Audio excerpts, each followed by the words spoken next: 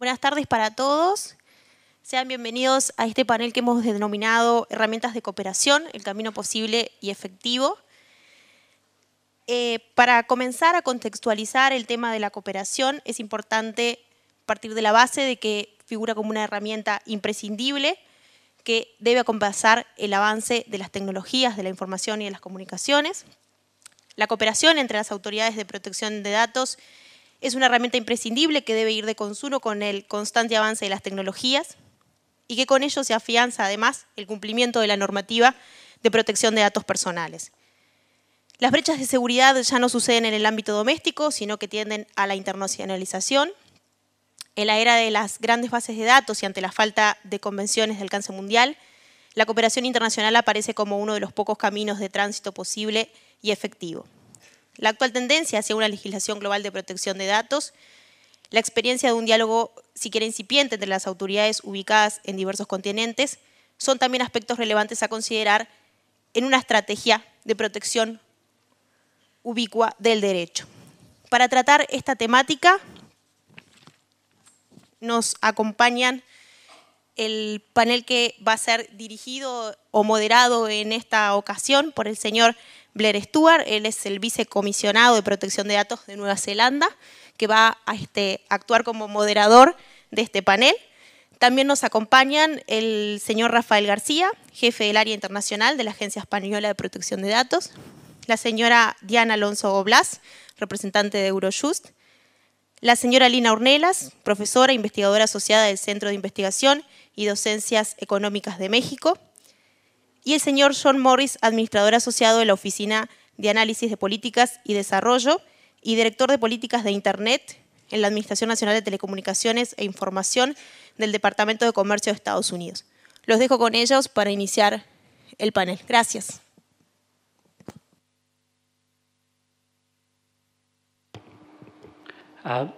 Thanks very much. That was pretty much what I was going to say.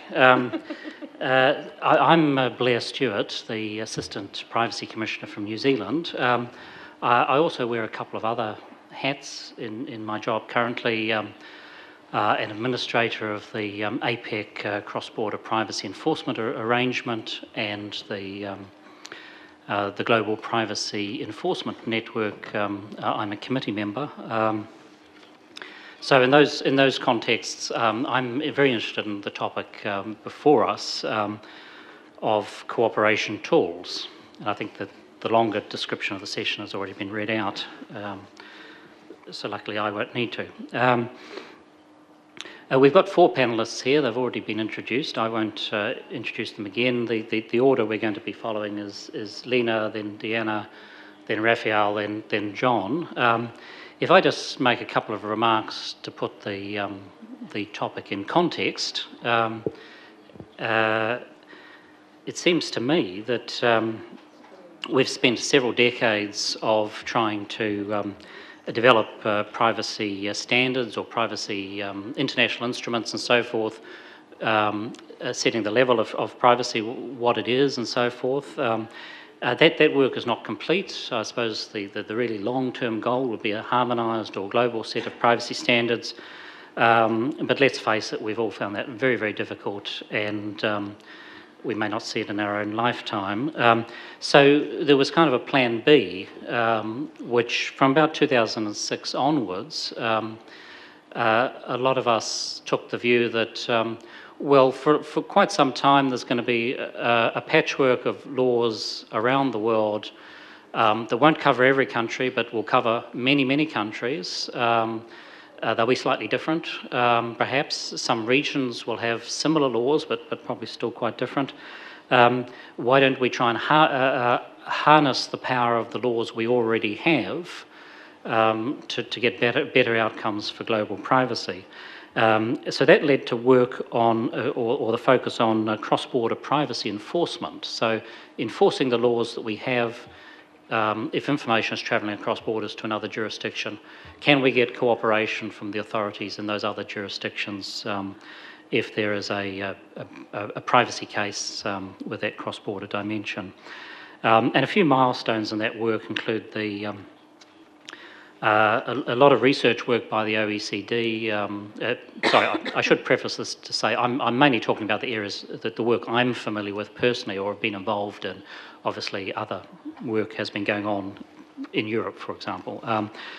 The OECD work particularly led to the OECD recommendation on enforcement cooperation, cross-border enforcement cooperation in laws protecting privacy. That was 2007.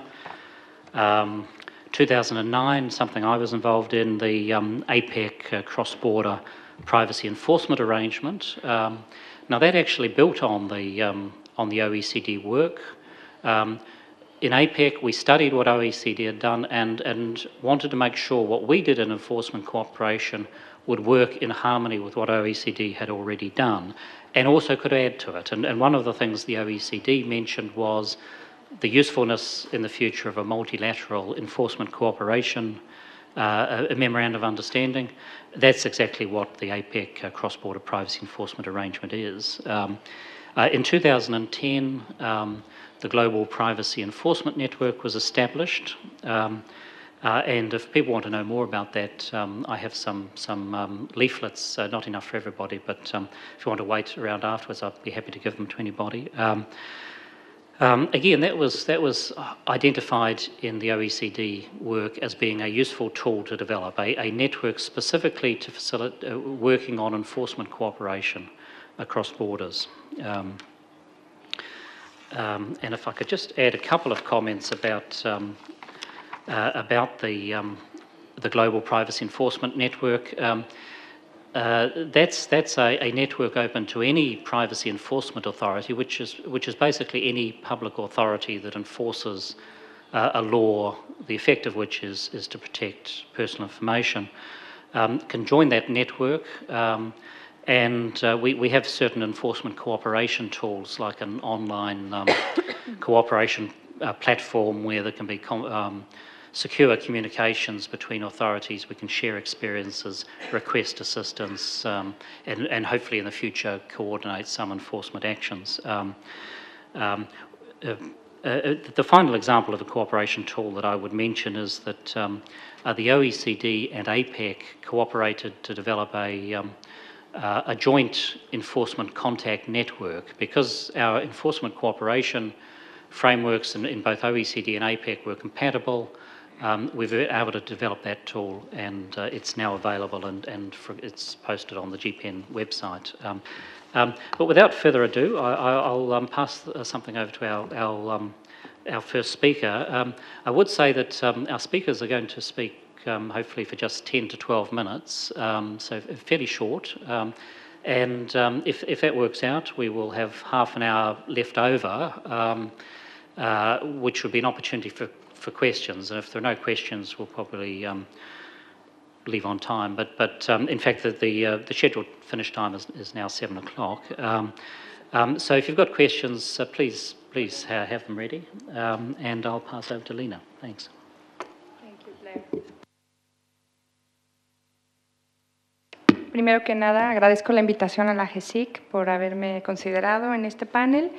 Y bueno, creo que es muy importante resaltar que la cooperación internacional en materia de protección de datos es vital, porque si se ponen a pensar, los individuos todavía necesitamos visa para cruzar las fronteras, pero nuestra identidad virtual no. Es decir, nuestro yo virtual está en todos lados y puede ser afectado, y esa afectación también se puede traducir en un problema financiero, de discriminación o de salud. Por eso me gustan las normativas que se llaman de protección a las personas en relación con el tratamiento de sus datos y no la protección al dato en sí mismo.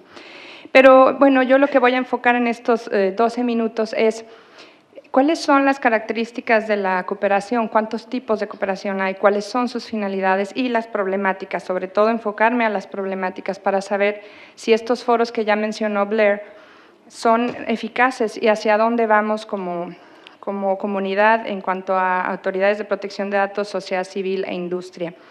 Todos sabemos que los tipos de cooperación pueden ser bilaterales o multilaterales. La bilateral pues implica una relación entre pares o dos partes únicamente, y la multilateral obviamente tiene más actores y se vuelve más compleja. Las finalidades Puede ser simplemente compartir información o conducir investigaciones, o también para ejecutar resoluciones o el pago de una indemnización, o buscar sujetos culpables de la comisión de delitos. Los instrumentos también son muy variados. Puede haber un tratado internacional, marco, obligatorio, ratificado, o mediante convenios bilaterales bajo marcos autónomos, por ejemplo, el arbitraje, y voluntarios. Ya tenemos mucha práctica en otros temas, porque todos los días hay violaciones a otros derechos fundamentales, y sabemos que pues, ha habido mucha cooperación, por ejemplo, para los derechos del consumidor o para luchar contra la ciberdelincuencia, etcétera. Pero en el caso concreto de la protección de datos personales, hemos visto que, por ejemplo, las autoridades en el ámbito europeo, por un artículo de la propia directiva, están obligadas a cooperar. Y no me voy a detener ahí, pero no es solo para interpretar la directiva, sino para, por ejemplo, opinar sobre la adecuación a un tercer país o sobre las Binding Corporate Rules. Y con la nueva directiva, pues, se va a cambiar este enfoque, en fin, para que sea lo que denominan one-stop shop y que no haya tantas, digamos, autoridades y regulación. Pero también estas autoridades se han coordinado, por ejemplo, con las autoridades de los Estados Unidos, en particular con la FTC, para los acuerdos de puerto seguro, y ahí hubo una coordinación necesaria. La FTC tiene muchos ejemplos también cuando ha aplicado, por ejemplo, the US Safe Web Act en el tema de spam. Ahí involucró no solo países como Estados Unidos, Canadá o Australia, sino también individuos y empresas. Y pues tenemos que, ya mencionó Blair cuáles son los principales mecanismos de cooperación, no los voy a repetir, pero sí quisiera añadir que hay un antecedente importante que es la London Initiative contra la lucha al spam, y él ya mencionó pues, que la OCDE generó estas obligaciones para cooperar de manera transfronteriza, el Global Privacy Enforcement Network y el modelo de APEC, que es muy interesante también para lograr la aplicación de las normas. Pero entonces, para enfocarnos en los obstáculos, vamos a poner un ejemplo concreto y la manera en que estos organismos pueden abordarlo. Supongamos que en el primer problema, que es el de la jurisdicción aplicable, vamos a estudiar cuál es la que aplica, ¿no? Y depende dónde estaba digamos, el responsable de tratamiento o si fue una vulneración de seguridad en el encargado de tratamiento y dónde estaba el sujeto de los datos o el titular de los datos. Entonces, una vez que ya definimos cuál es la jurisdicción aplicable, nos vamos a topar con la duda de si existe o no ley de protección de datos en ese país o si solo son reglas de protección al consumidor. Y si esa ley es una ley basada en principios o solamente prevé recomendaciones de la autoridad o si tiene sanciones, en fin, es como una serie de problemáticas en cuanto a eso. Y luego, si existe una autoridad, y si la autoridad es únicamente una autoridad de protección de datos o una autoridad de protección de datos y de acceso a la información. Esto es importante porque a veces pueden tener mayor desarrollo en un tema que en otro y por eso puede haber como algún tipo de deflexión. Y luego hay que ver con quién hay que hacer contacto en esa autoridad. ¿Quién es la persona? ¿El jurídico? ¿O nos vamos a dirigir directamente con la cabeza, que es la Autoridad de Protección de Datos, etcétera?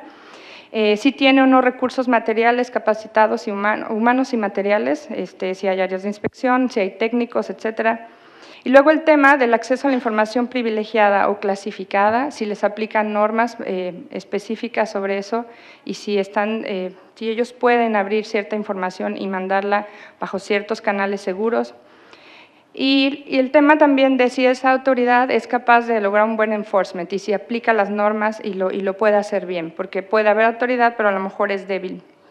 Y por otro lado, pues tenemos todo el lobbying de la industria, que por un lado pide que sí haya armonización para no tener altos costos, pero a lo mejor a la hora de pensar en cómo indemnizar a un individuo, pues quizá ahí ya no haya tanta voluntad de que también se armonice ese tema. Entonces, para ir cerrando, yo me preguntaría, ¿también la industria debe cooperar en el ámbito internacional o la cooperación internacional es solo un tema de autoridades?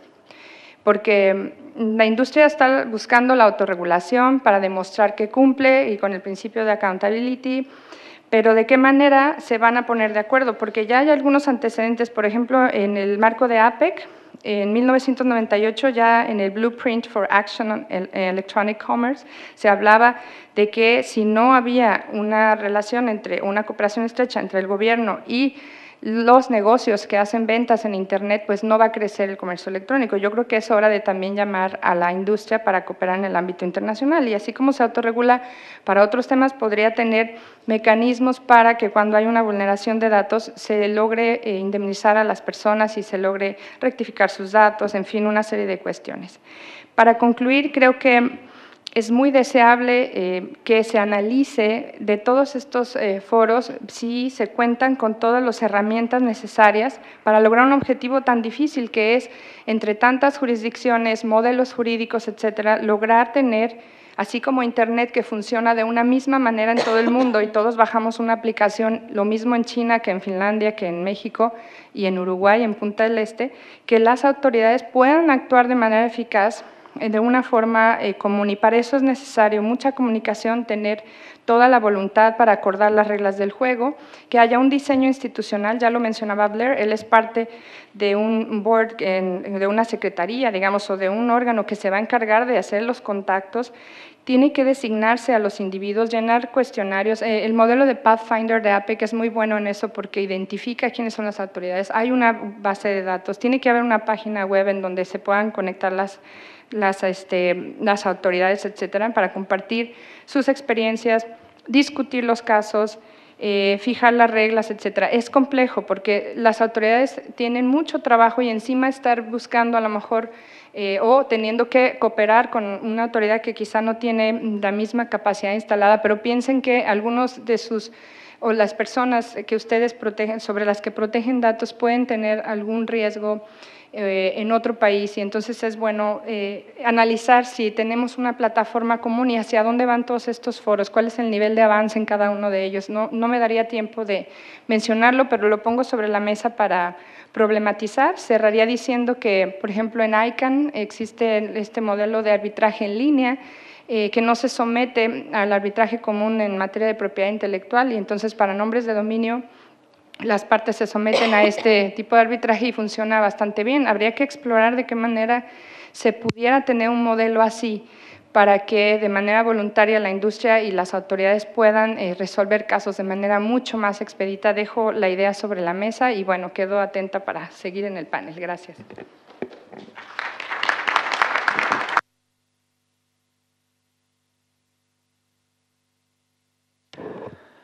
Bueno, me gustaría empezar dirigiéndome en español a la organización de esta excelente conferencia para darles las gracias por haberme invitado a estar aquí.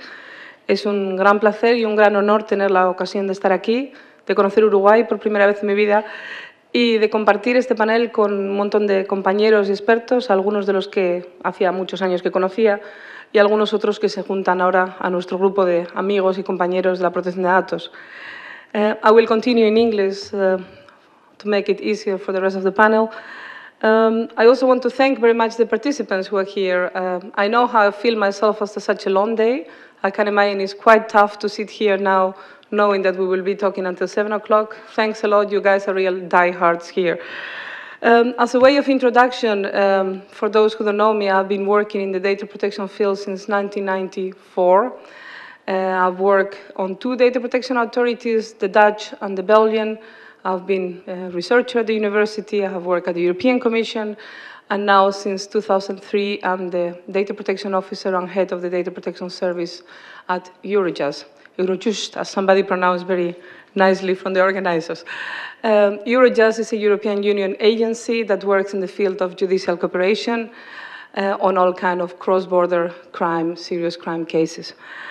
I don't say this just to impress the audience, I say this to give you some kind of historical perspective of the years I've been around, and that gives me also some thoughts as to how cooperation has evolved. Thinking backward, cooperation has evolved enormously in Europe since I started working in this field. Some of you, and I look at Jesus Rubí in front of me, will remember that data protection authorities conference we had in Santiago de Compostela many, many years ago in a room that was smaller than this one, where everybody sat around one table And there was one Australian who is somewhere here. There was one American person, one guy from Hong Kong. Everybody knew everybody by name, first name. This was really the community at the time. Now we have a very big group of people here, here 600, in Madrid 3 years ago 1,000. So we can see that there is a big growing interest for data protection. But there is also a big growing cooperation between the data protection authorities. When I started working at the Dutch authority, it was in 1998, I was the one person doing international cooperation.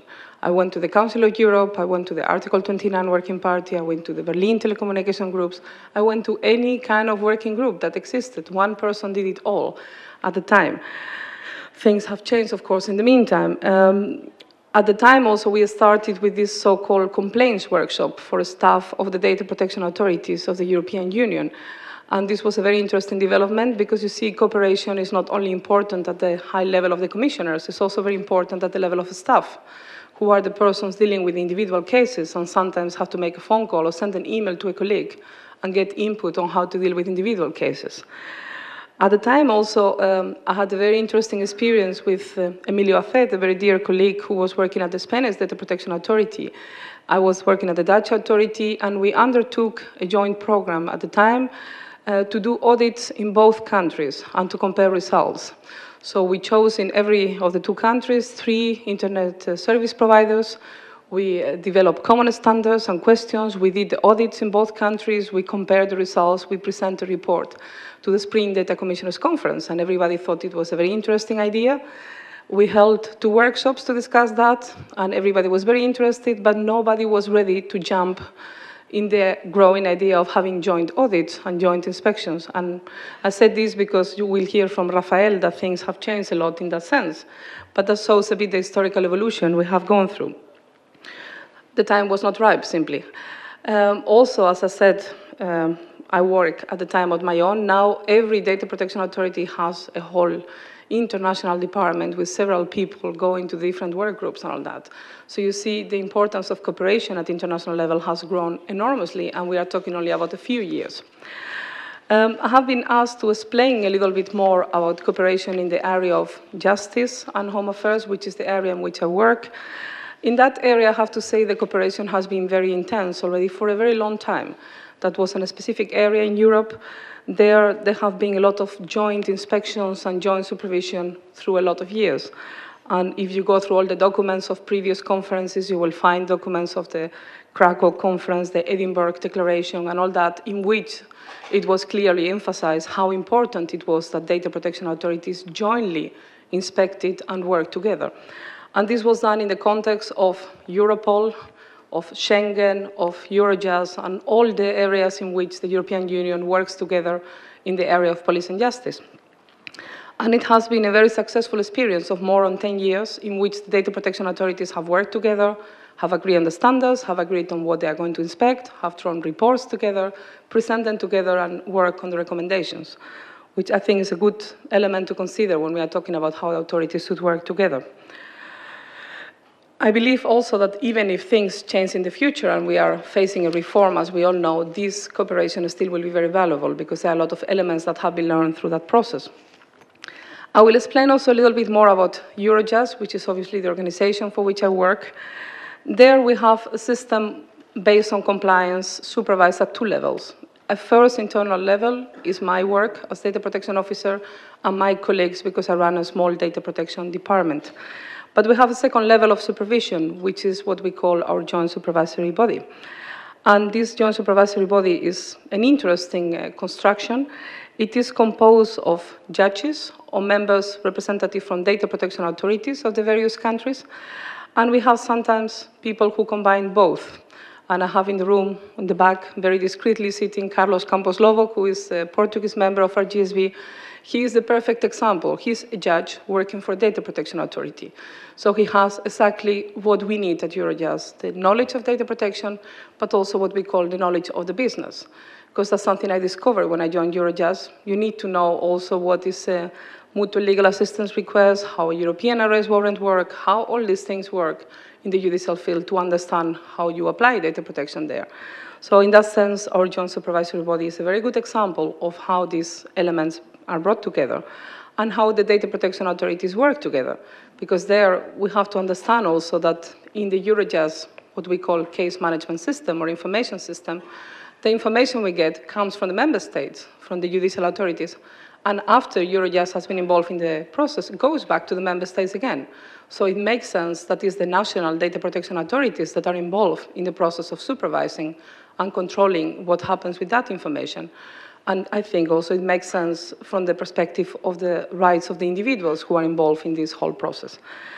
Our joint supervisory body, we consider works extremely well. As I said, it has the knowledge of the business of Eurojust. It meets very regularly, also on the spot, so it has a good understanding of how we work. We organize meetings in which they meet staff, they meet the members of the college. They are aware of all the developments. And also, in this time of crisis, it's important to say, it's a small body, very efficient, and works a very limited budget. I mean, our GSB costs 40,000 euros a year, which is peanuts. You cannot pay to civil servants of the EU with that money. So it is important also to take that element into account. Also, as I said, our GSB carries out frequent inspections, which I believe is an important element if you want to supervise properly data processing, certainly in this complex world of justice and home affairs.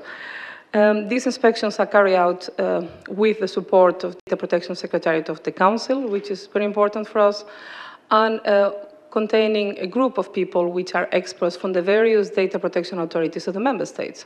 So again, we have the data protection authorities sending representatives that work together, a Spanish, a Czech, a Slovenian, all together, walk around for 5 days at Eurojust, do their checks, interviews, etc., and they put together a report. So it's again a very good example of very practical cooperation between data protection authorities. So I also want to mention that our GSB does not work in isolation. It's also liaising very frequently with the joint supervisory bodies of other organizations as Europol, Schengen, etc. So there is also a good way of coordinating these activities with our other. And I will finish by also sharing some thoughts about my own particular experience of cooperation with some of the data protection authorities of third countries nowadays. Eurojust has a quite complex legal system. I don't have the time to explain you today, but obviously you will understand that crime does not stop at the borders of the European Union. And obviously, when we are dealing with trafficking on human beings, we cannot tell people, sorry, but we cannot do any kind of exchange of information with Singapore or with wherever country where these people are because of data protection. So we have to find ways in which we can both exchange this information which is necessary for the investigation and at the same time protect the rights of individuals. And this is done normally by trying to establish and negotiate a cooperation agreement with that country. We need to see if that country fulfills the requirements. It's a bit similar to the adequacy finding of the European Commission, but in our field. So we check the legislation of that country. We check, very important, if that country has ratified the Council of Europe Convention 108, the additional protocol of this convention, and we carry out also a little, we can call it still adequacy finding. We check all the legislation, we go on the spot, we draw a report, we give advice on anything that needs to be done. And if all this goes well and we negotiate the agreement, one of the clauses we always have in the agreement is about monitoring of the compliance, is about oversight, and also it establishes a clear link of cooperation between myself, the data protection officer of Eurojust, and the data protection authority of that third country. And this works very well. We have then on a yearly basis what we call consultations, which is a yearly meeting with this authority to see how the progress has been made. And I will mention the specific example of Croatia. I don't know if anybody from Croatia is in the room, but we have an excellent working relationship with the Data Protection Authority of Croatia. It works in practice in the following way. The Croatian Data Protection Authority carry out an inspection every year on the authorities that exchange information with Eurojust, so they do the supervision on their country, and this report is sent to us, and then we sit together, we discuss it, and we see if there are elements that need to be improved. So it is a very clear way of cooperating with them, respecting, of course, their right to supervise in their own country within their own territory, but at the same time exchanging the necessary information to ensure that any information Eurojust exchanges with that country is happening in compliance with the rules and with the provisions of the agreement. We have now a similar discussion with the former Yugoslav Republic of Macedonia. The authority Data Protection Authority was at Euro just a few weeks ago. We are discussing now kind of formal document to establish how this cooperation will take place, and also how we will ensure that in a similar way, like the Croatian Data Protection Authority, they exchange information with us about the implementation in their country. So these are good examples, I would say, of cooperation, and I hope through the years we will have similar examples with other countries outside the European Union. So I will not keep you any longer. I know we have a very interesting panel, and Blair is already looking at his little papers with 5 minutes, 3 minutes, time is over. I just wanted to mention those examples as good examples of cooperation. And I believe that cooperation between the data protection authorities in the EU, but also outside the EU, is an absolute and essential element for the protection of the individuals. Thank you very much.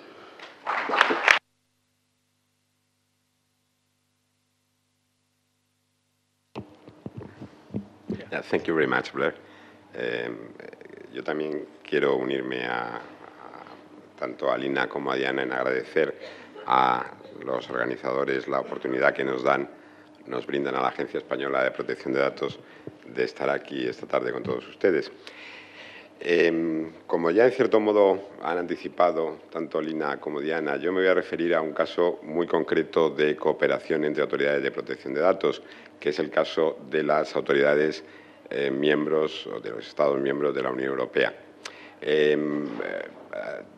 Aquí yo tendría que hacer una primera consideración, y es que a lo largo de toda mi presentación yo voy a referirme o voy a utilizar el término cooperación y lo voy a hacer probablemente con poco rigor, porque estaría hablando de casos de cooperación o estaría hablando de casos de coordinación o estaría hablando de casos, digamos, de cesión de atribuciones o cesión de casos a otro Estado por razones de ley aplicable, pero por motivos de facilidad en la exposición y no complicar demasiado el asunto, utilizaré el término cooperación indistintamente. Otra cuestión que yo creo que es importante señalar es que dentro de la Unión Europea la cooperación o el caso de cooperación dentro de la Unión Europea es un caso especial. Y es especial, yo diría que por dos motivos. Por una parte, porque la cooperación entre autoridades de protección de datos en la Unión Europea es obligatoria. Es un mandato que está contenido en la Directiva del año 95, que es la que nos regula a todas las autoridades y que, según la cual, las autoridades cooperarán entre sí, especialmente mediante el intercambio de información. Es decir, la cooperación es algo que resulta necesario legalmente para nosotros. Un segundo rasgo peculiar dentro de la Unión Europea y dentro de esta cooperación de autoridades es que compartimos un instrumento legal común, compartimos un referente legal común en materia de protección de datos, que es la directiva a la que ya me he referido y que, si bien es cierto que ha sido trasladada a los ordenamientos nacionales de diferentes maneras o con diferentes particularidades, todas estas particularidades o todas estas diferenciaciones entre las leyes nacionales no ocultan o no son un obstáculo para el hecho de que todas estas normas nacionales tienen un tronco común que sale de la directiva. Es decir, tenemos una cooperación que resulta en principio obligatoria según la directiva y esa directiva que nos sirve de base legal común. Y esto lo digo porque me parece que es importante y posteriormente se lo recordaré cuando hable de algunos de los requisitos que para nosotros resultan fundamentales a la hora de cooperar. Con estas premisas, la verdad es que, como muy bien decía Diana, la cooperación entre autoridades de protección de datos de la Unión Europea ha evolucionado de una manera significativa en los últimos años. Y ha evolucionado en un doble sentido. Por una parte, en el seno del grupo de trabajo, el organismo o la organización, me resisto a decir organización, grupo de trabajo sería la expresión más correcta, que nos reúne a todas las autoridades, que es este grupo de trabajo creado por el artículo 29. Este grupo de trabajo, entre sus tareas, no tiene específicamente asignada la cooperación entre sus miembros, pero en el desarrollo natural de su actividad sí que se constituye en un foro para coordinar o gestionar la cooperación entre nosotros. Esa cooperación ha tenido numerosos ejemplos. Quizá se pueden citar dos que son más formalizados. Y en el año 2006 se hizo una inspección o investigación coordinada que tenía como objetivo el sector del seguro médico, y más recientemente se ha realizado otra inspección coordinada sobre la aplicación a nivel nacional de la Directiva de Retención de Conservación de datos de tráfico de telecomunicaciones. Pero, como digo, estos son ejemplos formalizados, ejemplos en los que el grupo actuó, digamos, conjuntamente y produjo un resultado final bajo la forma de un documento, un dictamen, una opinión que puede ser, de hecho, públicamente consultada. Pero en el día a día o en la práctica se producen muchísimas más formas de cooperación. Algunas son muy informales, no sé si lo decía Diana o lo decía Lina, simplemente el pedir una información a otro Estado miembro sobre un caso que alguien tiene en curso, y otras pues son bastante más estructuradas o bastante más institucionalizadas. Por no extenderme mucho, me referiré a la última, que todos seguramente, o que muchos de ustedes seguramente ya han oído, y que es la investigación conjunta que han realizado las autoridades del grupo del artículo 29, lideradas por la Autoridad de Protección de Datos francesa, y que ha conducido a que conjuntamente también hayamos suscrito una carta y una serie de recomendaciones dirigidas a Google en relación con su nueva política de privacidad.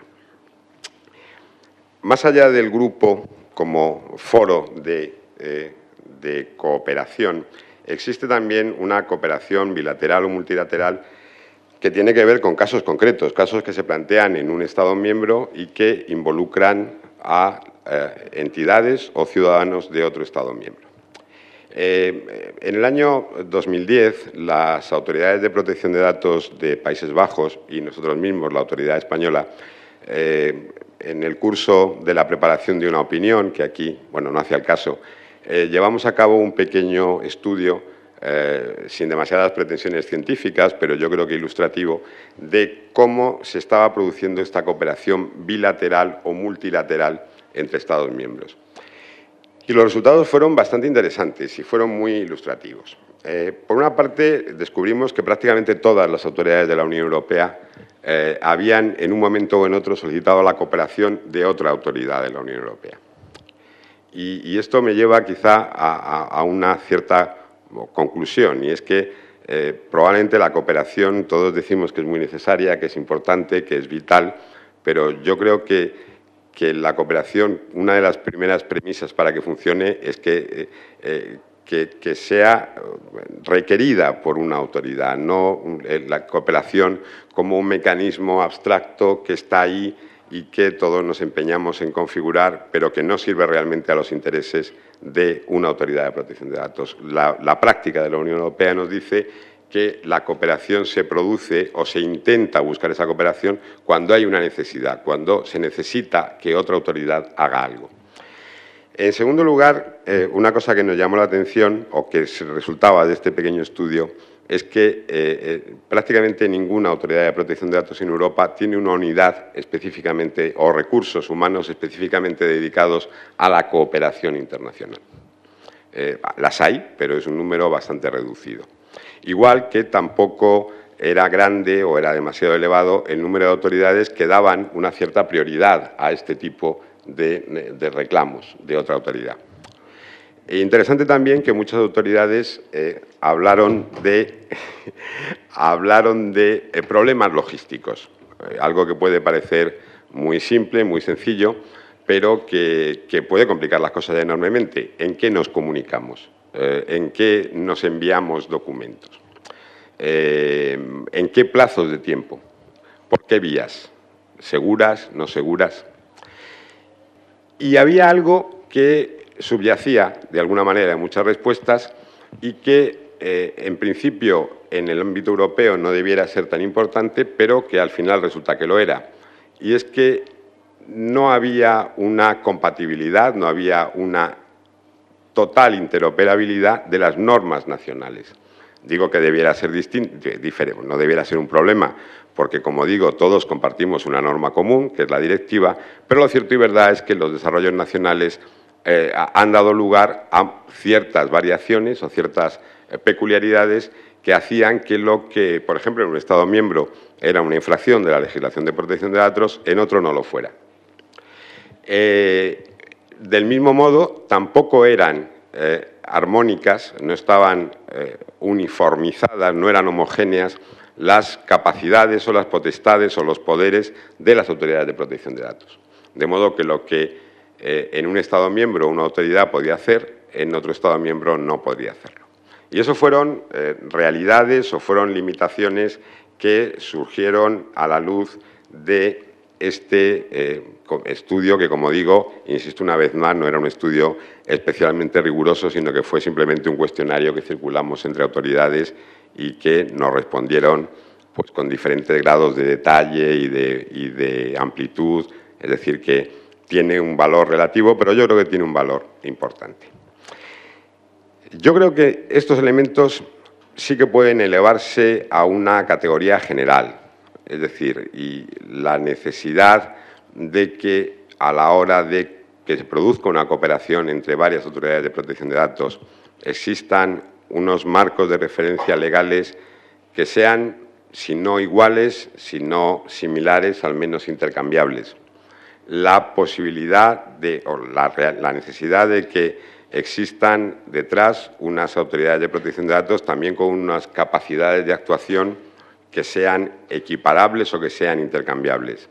La necesidad de que esas autoridades tengan recursos suficientes para desarrollar esa labor de cooperación. La necesidad de que se produzcan arreglos o que existan arreglos prácticos, arreglos logísticos, arreglos que tienen que ver con en qué idioma se va a producir la cooperación, por qué vías se van a intercambiar las informaciones, los documentos, qué limitaciones establecen las legislaciones nacionales, no en protección de datos, sino en otros terrenos, por ejemplo, para el uso de información que se recibe de otra autoridad o para poder descubrir, transmitir a una autoridad de un país tercero la información que posee esa autoridad. Ese tipo de cuestiones yo creo que están un poco en el centro de la problemática de esta cooperación. Y ya para acabar, no me voy a extender, pero me voy a referir muy brevemente al proyecto de reglamento de protección de datos en la Unión Europea, que tiene dos apartados en los que habla de cooperación. En uno de ellos habla de cooperación interna de las autoridades de protección de datos y en otro habla de cooperación externa de las autoridades de protección de datos con el resto del mundo, una cooperación internacional. Y hay que decir que en el ámbito de la cooperación interna los artículos, las disposiciones que prevén cómo se va a cooperar entre autoridades están bastante desarrollados y tratan de resolver muchos de estos problemas. Se fijan, por ejemplo, plazos de respuesta, se fijan posibilidades de reacción si no se produce la respuesta. Existe, sobre todo, y probablemente a lo largo de estos días oigan hablar mucho de ello, existe el llamado mecanismo de consistencia, que es un mecanismo de toma de decisiones colectivo de gran interés. Pero, por contra, mi opinión, y esto es una opinión personal, que desde luego no representa ni la de la agencia española, ni muchísimo menos la de la Administración española, es que en la disposición o la previsión relativa a cooperación internacional el reglamento se queda un poco corto. Se queda un poco corto porque simplemente hace una declaración de que, yo casi diría que de buenas intenciones, probablemente un poco más, pero es verdad que hace un mandato a que promoverán las autoridades de protección de datos y la Comisión la cooperación internacional, pero probablemente tampoco proporciona demasiados instrumentos en este sentido. Y con esto ya acabo. Muchas gracias por su atención y cualquier pregunta que tengan estaré encantado de contestarla. Gracias.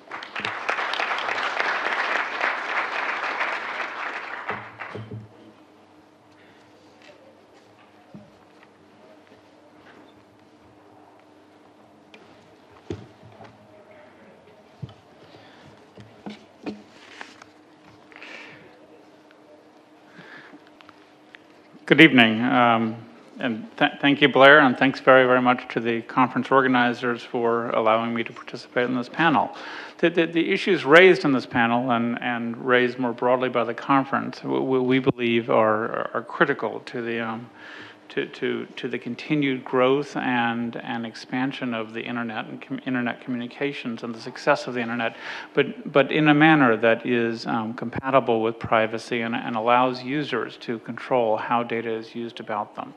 Let me start with a very brief bit of background on my agency within the U.S. government, because my agency, the National Telecommunications and Information Administration, NTIA, is probably a little less familiar to everyone than our Federal Trade Commission, which is our lead privacy enforcement agency.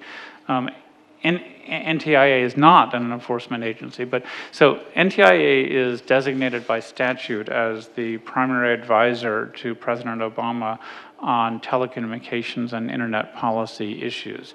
And as I said, we're not an enforcement agency. We don't have the ability to sue anyone or take someone to court. And we are also not a regulatory agency. We don't have the ability to impose rules on companies for companies to follow. But what we do have is the ability to bring stakeholders together in an effort to try to hammer out solutions to some of the critical privacy issues that are raised in the online environment. So the focus of this panel is on international cooperation, and I'm really, I think, going to talk about kind of a different style or a different approach to international cooperation that I hope folks will consider. Certainly the United States actively seeks to cooperate with our global partners on privacy enforcement, and certainly the Federal Trade Commission is in a whole host of ways actively cooperating. And the United States is also engaged in programs such as the United States Safe Harbor Program, or the cross-border privacy rules under the APEC privacy framework. And both of these are important methods for international cooperation on enforcement, as certainly Blair knows even better than I do. But today I'd like to talk about really kind of a third initiative that the United States is pursuing that we think provides a strong opportunity for international cooperation. My agency, NTIA, has primary responsibility for the implementation of what we've called a multi-stakeholder initiative to address consumer privacy. And we think these dialogues present good opportunities for international stakeholders to collaborate on privacy. And as Lena was suggesting, I think these dialogues present good opportunity for international companies to cooperate and collaborate with each other in trying to figure out ways to address privacy. The multi-stakeholder process really was initiated or kicked off in February of this year, February of 2012, when President Obama released the Consumer Privacy Blueprint in February, aimed at promoting consumer privacy. When the president announced the blueprint, he said, quote, that never before has privacy been more important than today in the age of the internet, the World Wide Web, and smartphones. And he announced really a four-prong approach to trying to address consumer privacy. And the first prong is a consumer privacy bill of rights, which I'll describe in a moment. The second prong is a multi-stakeholder process to try to give specificity to kind of try to figure out how to implement the broad principles in the Consumer Privacy Bill of Rights in specific industry contexts. The third prong is strong enforcement of the Bill of Rights by the Federal Trade Commission, and in certain contexts by the state attorneys general in the United States, at least. And the fourth prong is a commitment to increased interoperability between the U.S. privacy framework and those of our global partners. So the Consumer Privacy Bill of Rights, this framework, was developed in broad consultation with industry groups, with consumer civil society groups, with academia, and with technical experts. And we believe the Consumer Privacy Bill of Rights provides a broad baseline of clear protections for consumers, and it also provides greater certainty for companies to meet consumer privacy expectations. So the Consumer Privacy Bill of Rights, which I'm sure some of you have seen, is based on the FIPS, as obviously most of our privacy frameworks are, and it specifies 7 different elements. Individual control in what data companies collect, transparency in how those companies plan to use the data, respect for context in the manner in which that data is provided or disclosed, security, ability of consumers to easily access and correct their own data as necessary, and reasonable limits on personal data that companies try to collect and retain, and accountability when things go wrong. So the United States, stepping back a little more broadly, the United States has long believed that a multi-stakeholder approach is the best and most effective way to try to address policy issues in the internet context generally. So you can look at organizations such as ICANN that the United States is very actively involved in as a tool to address domain name issues, and Internet Engineering Task Force is a multi-stakeholder group, global group that addresses technical issues. And so we have tried to take the multi-stakeholder process and try to apply it in the privacy context.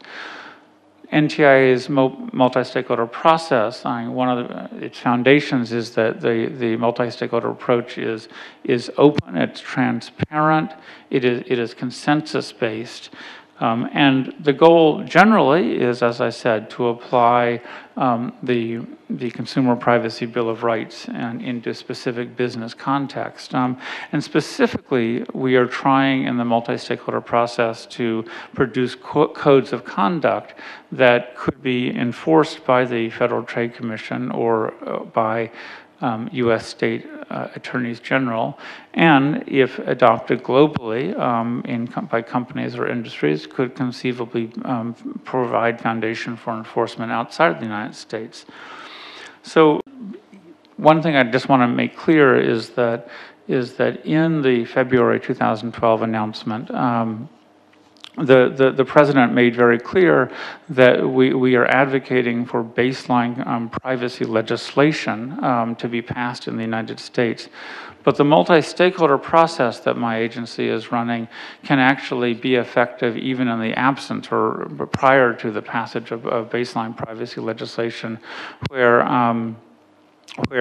when we have codes of conduct that companies or industries adopt, then those become enforceable through our Federal Trade Commission powers. So what we did was in July of this year, we started the first of our multi-stakeholder convenings. And the first topic is to address mobile application transparency.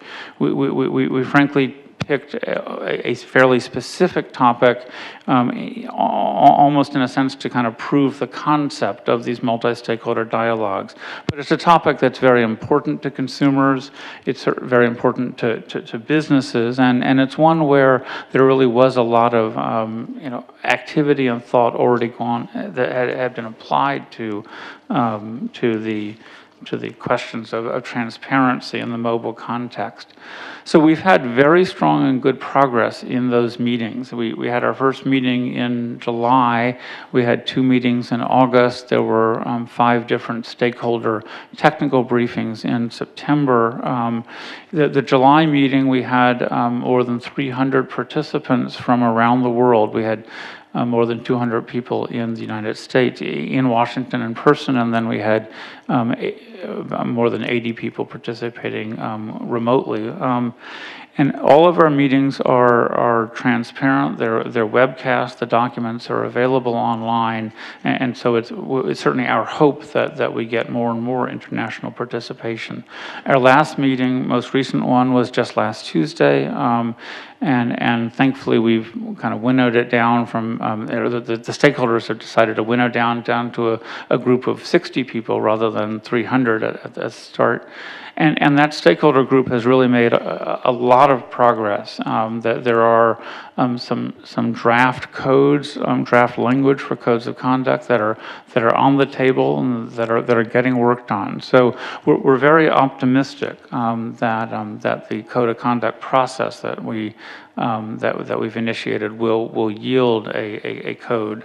And again, once that code is finalized, then if industry and companies adopt it, it would then become enforceable by the Federal Trade Commission.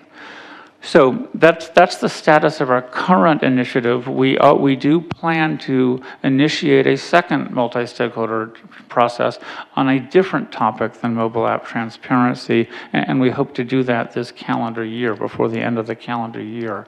We have had some international participation in our first process. We certainly hope to have international participation in our second process, and we're looking at some topics that might be of interest to companies and regulators around the world. We've had some informal consultations with DPAs about our multi-stakeholder process, and we would certainly welcome more of those consultations. And so we certainly look forward to trying to begin to collaborate with both industry and regulators around the world through the multi-stakeholder process that we've initiated. Thanks very much.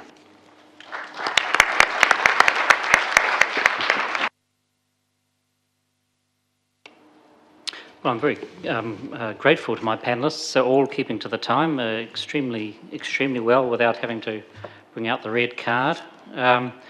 Well, you were all prepared to ask questions now. I gave you plenty of time to prepare. So who would like to ask the first question? Yes, down the back. And there's a microphone that can come around.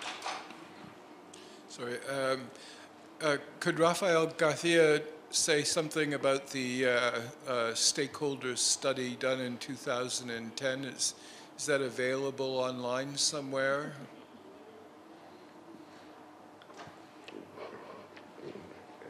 Yo creo que me he explicado mal. El estudio que desarrollamos la autoridad holandesa y la autoridad española era un estudio que hicimos en preparación de una opinión que posteriormente emitió el grupo del artículo 29. En realidad era, sí, no era una opinión realmente, era un paper. Pero no fue un estudio dirigido a stakeholders como tal, sino que era un estudio interno nuestro que realizamos precisamente para el beneficio del grupo del artículo 29 a la hora de preparar su opinión. No es un estudio como tal que sea público. Thanks. Artemi. Sí, a mí me gustaría hacer alusión a una cuestión que me parece muy interesante, a la que ha hecho referencia Rafa García, que es la del caso Google o el pronunciamiento de las autoridades del grupo del artículo 29 en el caso de la unificación de las políticas de privacidad de Google. Creo que la cooperación, el camino donde más se puede y debe focalizar para adquirir credibilidad es precisamente el del enforcement, y las investigaciones conjuntas pues son un camino a transitar y que si no son exactamente realidad en el presente, lo serán en el inmediato. Lo que no tengo tan claro es que ese haya sido, y lo digo como observador externo, ¿no? Como cualquier ciudadano y observador externo, que ese haya sido el caso. Yo quiero poner en valor este caso, donde obviamente el grupo del artículo 29 ha resuelto un problema muy importante que existía cuando se planteaban casos globales y cada autoridad nacional empezaba su inspección y llegaba a sus propias conclusiones. Y con este modelo de atribuir a una autoridad nacional el liderazgo de una inspección, pues y ha logrado, y asumir posteriormente las conclusiones el conjunto de los países y hacerlas propias, ha logrado superar esa debilidad extraordinaria. Y eso tiene mucho valor.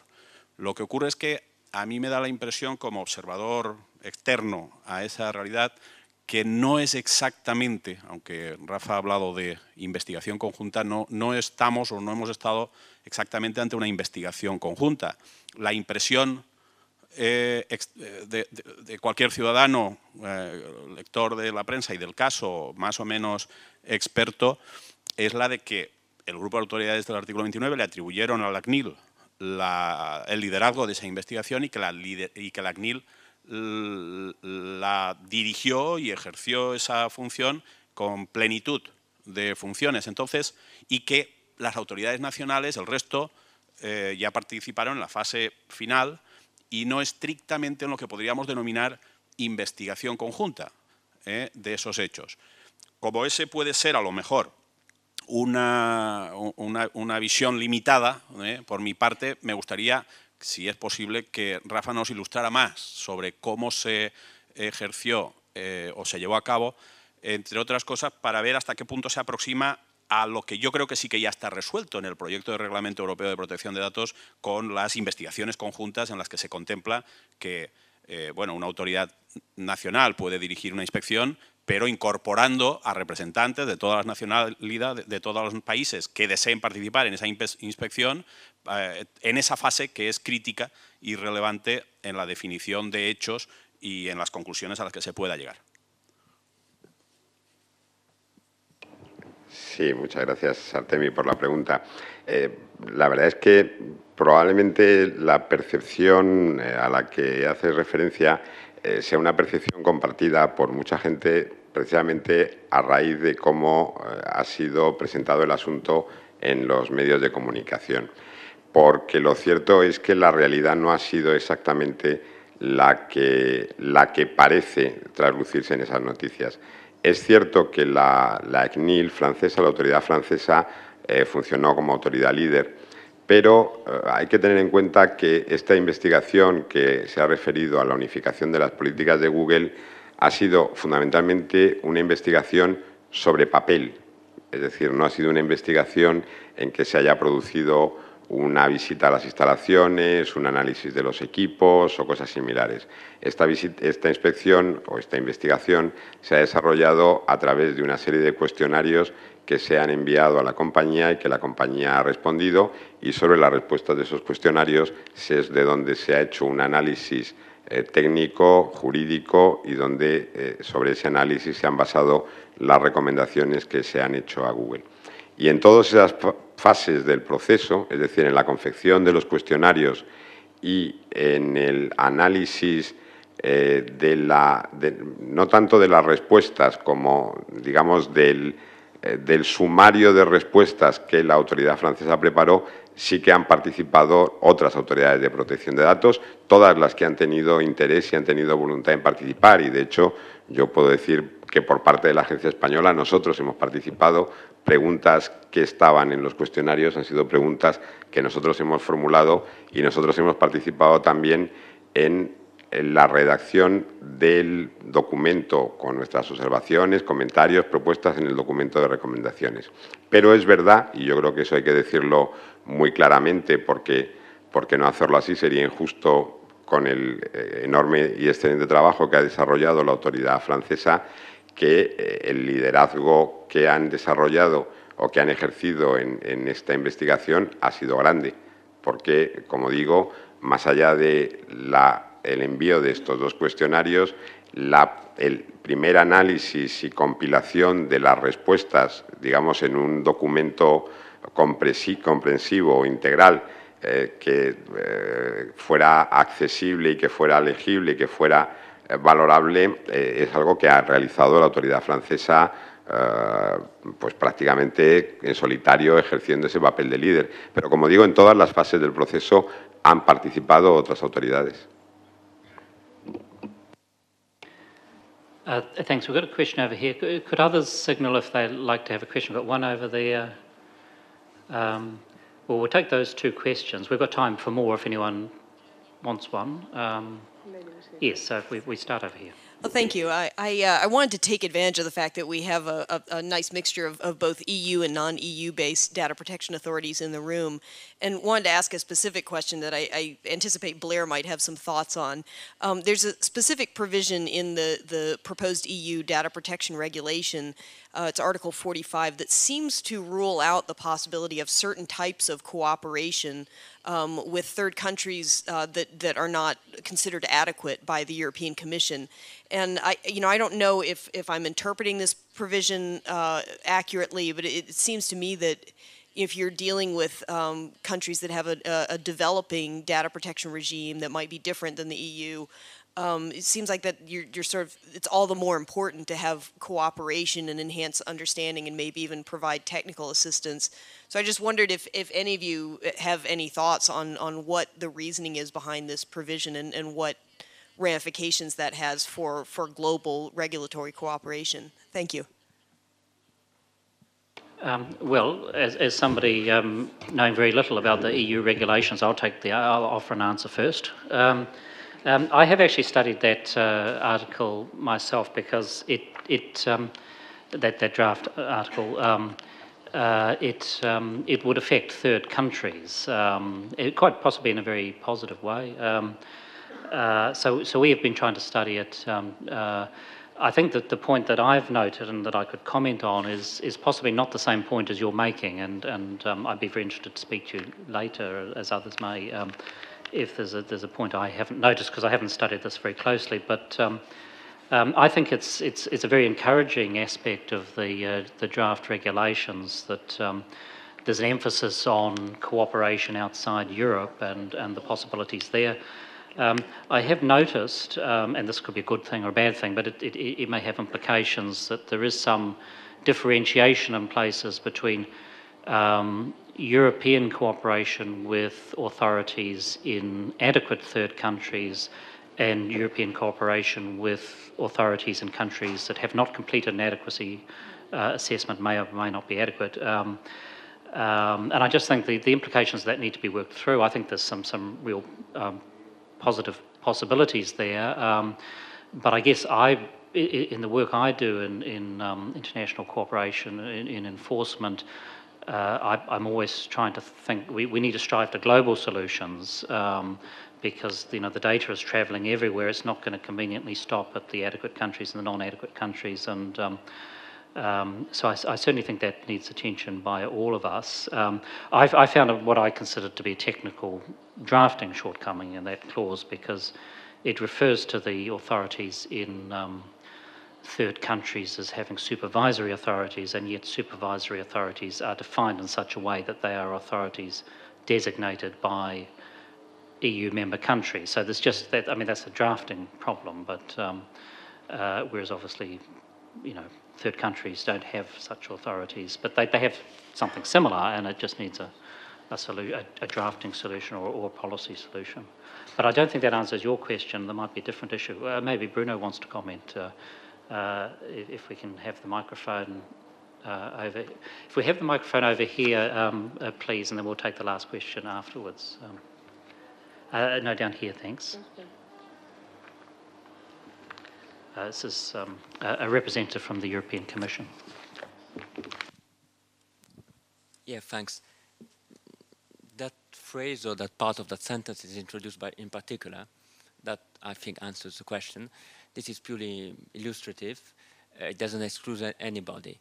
There's just a specific reference as an example to countries for which an adequacy finding was done.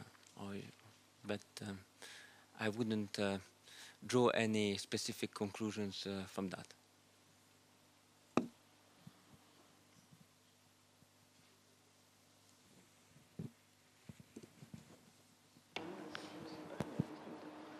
Deanna, You were offering to make a comment on the regulations before. It may not be the same point. I know we've still got another question, but I thought while we're still on that one topic, if you'd like to take that. My question, my issue was not exactly the same as you were raising, but I thought Rafael made an interesting comment by saying the regulation now changes some of the points as to cooperation, but he doesn't think it goes far enough. I mean, from my own personal experience, I would agree with you. I think it should go even farther. But what is interesting is that the European Parliament held a hearing just 2 weeks ago, 9th and 10th of October, not only for the European members of the European Parliament, but also for the members of the national parliaments. And it was a very crowded room, and I was one of the speakers between many others. And there, the interesting thing is that quite a lot of the parliamentarians were worried about this issue of the one-stop shop. I mean, I personally think it doesn't go far enough, and I think we need to get to a system in which certainly companies and also individuals can deal with one data protection authority without having to wait for 27 to give an opinion on issues. And I know this is quite a question, and it costs a lot of money and time, and you can get conflicting advices and so forth. So I thought this was a very interesting development. The parliamentarians, however, seem to be very concerned about that because, I see Bruno nodding, they were concerned that maybe individuals could not go to their own data protection authority. But honestly, I don't think this will be a major issue. I would say the joint, the one-stop shop thing is mainly thought for issues like binding corporate rules and other things which are more related to international companies. I think international companies would be more than happy to deal with one data protection authority instead of the 27. If individuals raise an issue, normally they will go first to their national data protection authority, who would then have to cooperate with the others. So I don't believe we are trying to deprive individuals of the possibility to go to their own national data protection authority to raise their issues in their own languages and so forth. And I think that's not the spirit of this. But for me, it was kind of a surprise or even a shock to see that this provision, which had been introduced, in my view, with an excellent intention towards data subjects and also companies, was somehow seen with reluctance by the parliamentarians, and they were concerned about this point. So we will see when the discussion advances what happens with this provision. But in my view, we should even go farther than that, and we should make sure that all the problems that companies have been facing through years of conflicting advices and so forth are solved once and for all. A question down here. Veronica. Yes, I have a question for Mr. Morris. La voy a hacer en español. Durante su presentación, ¿se escucha? ¿Sí? No se escucha. Durante su presentación, cuando hablaba de la Privacy Blueprint, mencionó que uno de los aspectos de esta ley es que propone incrementar la interoperabilidad. Si bien es cierto que a mayor interoperabilidad, en el momento en que debe existir una cooperación entre autoridades, eso se va a encontrar facilitado. Mi pregunta es, ¿cuáles son las reglas o cuáles son las medidas que propone la Privacy Blueprint para incrementar esta interoperabilidad? O sea, se habla mucho de este concepto, pero quisiera saber cuáles son las medidas concretas o reglas que se proponen.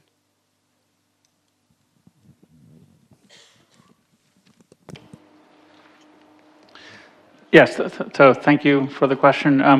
The proposal is that that the Consumer Privacy Bill of Rights, the 7 elements, would form the foundation of essentially privacy law in the United States. We certainly are hoping that it becomes enacted by our U.S. Congress into baseline privacy legislation.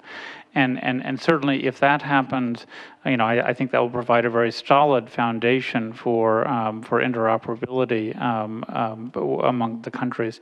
But even if that doesn't happen, or at least prior to that happening, we do believe that the baseline, that the Consumer Privacy Bill of Rights implemented through codes of conduct can also be one part of an interoperability picture. So the standards that we're proposing are the Consumer Privacy Bill of Rights standards, the 7 elements, which I only very briefly mentioned. I could certainly kind of go into them in greater depth, or I could talk to you afterwards, or I could give you a copy of the blueprint which talks about them in more detail.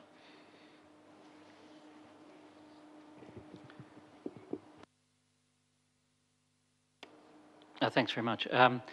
We still have time for a last question if somebody wants to pose one. Josh, do you want a question? No? Okay. Yes, sorry, we do have a question there. Gracias. I would like to come back to the Google investigation because it is true that it has been a lot of noise and maybe a lot of confusion on this investigation, but I think that for companies operating across Europe on a multi-jurisdictional basis, this is quite important because can't local authorities, if it's not in the course of a formal investigation, that means a formal inspection, share that information and that information, because of course if the result is a recommendation of a warning, okay, we can live with what has happened with the Google thing. But if the result is a fine, obviously, I mean, how this is going, because I think that this is very important for the future regulation. I mean, if a company is breaching in one country, how is going to be designed that the evidence that is collected, if it's not in a formal proceeding, is shared and is used by the data protection authority that is going to impose that fine and is going to enforce. So how this is going to be tackled, because obviously I think that this Google example, that what the agencies are doing, they are just sharing views but are not formal evidence which are collected with all the guarantees that a company needs in the course of a formal investigation. Yo no querría, gracias por la pregunta, Javier, yo no querría que esta sesión se convirtiera en una sesión en torno al caso Google, por mucho que sea un buen ejemplo de esta cooperación. Pero, dado que la pregunta se ha planteado, la contesto gustoso. De momento nadie ha hablado de un proceso sancionador. Las autoridades de protección de datos del grupo del artículo 29 se enfrentaron con una situación, de hecho, que nos afectaba a todos. Es decir, era en todos los países de la Unión Europea donde se iba a producir, bueno, no solamente en los países de la Unión Europea, en los países de todo el mundo, donde se iba a producir el cambio, la modificación, la unificación de la política de privacidad de Google. Y nos encontramos con que teníamos varias vías para actuar y una de ellas era fundamentalmente preguntar en qué consistía ese cambio en la política de privacidad, porque era algo que no sabíamos, pese a que la compañía había dicho con anterioridad o había dicho al anunciar el cambio en la política de privacidad que se había contactado o que se había informado a las autoridades de protección de datos. Lo cierto y verdad es que esa información no existió, o existió parcialmente. Se visitó en algunos casos a autoridades, se les informó de lo que iba a suceder, pero no era una información detallada. Por tanto, cuando se produce el cambio en la política de privacidad, nos encontramos con que no tenemos información. Y este proceso que se ha desarrollado hasta ahora es básicamente un proceso de investigación en el sentido de búsqueda de información, de en qué consiste el cambio, qué implicaciones tiene el cambio, hasta dónde llega el cambio, qué efectos produce, porque era algo que no sabíamos. Y efectivamente va seguido de unas recomendaciones. Insisto, todavía no estamos entrando en un terreno de hipotéticas sanciones que habrá que ver en su momento cuando dentro de un periodo de tiempo evaluemos conjuntamente las recomendaciones, pues llegaremos a la conclusión de que seguimos teniendo algunas dudas, problemas, dificultades, y evidentemente eso es algo que habrá que gestionar a nivel nacional, porque lo que no tiene el grupo de trabajo del artículo 29 es una competencia colectiva o conjunta para desarrollar procedimientos, digamos, de enforcement que puedan implicar algún tipo de sanción. Pero en realidad lo que se ha producido hasta ahora ha sido fundamentalmente un proceso de acopio de información, análisis de esa información y una valoración de qué puede suponer ese cambio en términos de privacidad y de modo conjunto, que yo creo que es el dato más interesante. Gracias.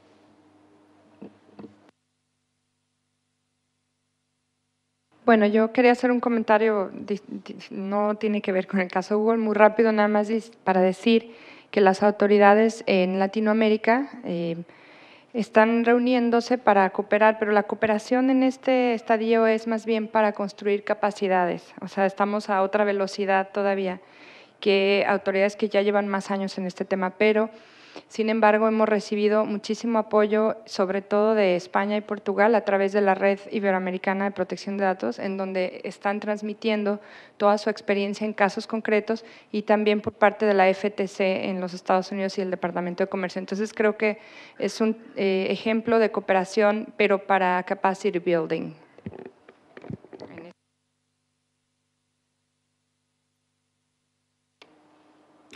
Thanks very much.